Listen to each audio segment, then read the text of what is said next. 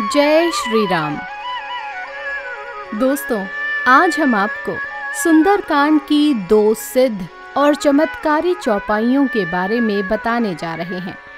इन चौपाइयों के बारे में मान्यता है कि यदि कोई मनुष्य इन चौपाइयों को केवल सच्चे मन से सुन भी ले तो उसकी सभी परेशानियां स्वयं संकट मोचन हनुमान हर लेते हैं और हर प्रकार के दुख और दरिद्रता दूर कर देते हैं।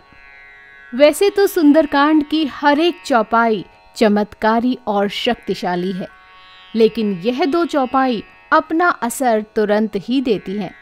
इसीलिए शास्त्रों में भी इन 2 चौपाइयों के बारे में विशेष रूप से आपको बताया गया है। आपको बता दें कि इन चमत्कारी चौपाइयों के प्रभाव से आपके जीवन में कोई भी परेशानी कभी नहीं आएगी। यह चौपाइयाँ इतनी शक्तिशाली हैं कि इनके प्रभाव से कोई भी संकट आने से पहले ही नष्ट हो जाता है। साथ ही बड़ी से बड़ी परेशानी भी पल भर में दूर हो जाती है, फिर चाहे वह परेशानी किसी भी तरह की क्यों न हो। मान्यता है कि जब भक्त का आत्मविश्वास कम हो जाए या जीवन में कोई काम ना बन रहा हो तो श्री सुंदरकांड की इन 2 चमत्कारी चौपाइयों का रोज जाप करने से सभी काम अपने आप ही बनने लगते हैं, हर कार्य में सफलता प्राप्त होने लगती है।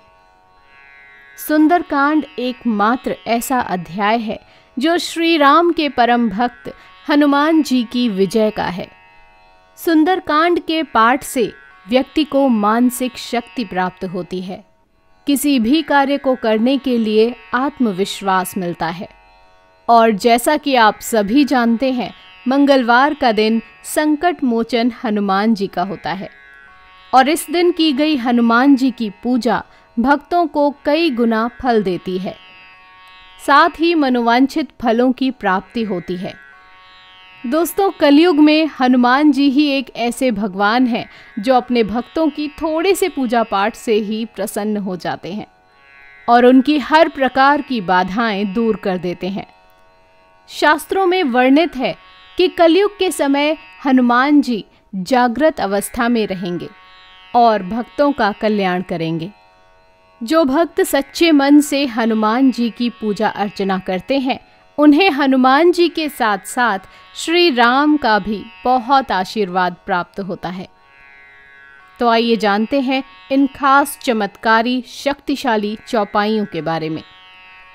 दोस्तों, पहली चौपाई है, प्रबीसी नगर की जय सब काजा, हृदय राखी को सलपुर राजा, गरल सुधा रिपु करहि मिताई, गोपद सिंधु अनल सितलाई। इस चौपाई का तात्पर्य है, किसी भी कार्य को करने से पहले प्रभु श्री राम का स्मरण करने से सफलता प्राप्त होती है। जो भी ऐसा करता है उसके लिए विष भी अमृत हो जाता है, शत्रु मित्र बन जाता है, समुद्र गाय के खुर के बराबर हो जाता है और अग्नि में शीतलता आ जाती है। ऐसा माना जाता है कि जब हनुमान जी लंका में सीता माता का पता लगाने गए थे तो उनके मन में इस काम की सफलता को लेकर शंका थी। तब उन्होंने श्री राम का ध्यान कर लंका में प्रवेश किया और उस काम में सफल रहे। इसीलिए ऐसा माना जाता है कि किसी भी कार्य को करने से पहले या इंटरव्यू इत्यादि देने से पहले इस चौपाई को बोलने या श्री राम को याद करने से हर काम बन जाता है। चलिए अब चलते हैं दूसरी चौपाई की तरफ। हनुमान अंगद रन गाजे, हांक सुनत रजनीचर भाजे। इस चौपाई के अर्थों में छुपा संदेश है कि राम और रावण युद्ध में हनुमान और अंगद रूपी सद्गुणी शक्तियों के भय और आक्रमण से रजनीचर यानी राक्षस रूपी बुरी शक्तियां मैदान छोड़कर भाग गईं। व्यवहारिक जीवन में भी दुखों का नाश करने वाले रुद्र के अंश महावीर हनुमान के स्मरण से राक्षस रूपी भय, दुख, चिंता और बुरे भावों का अंत होता है।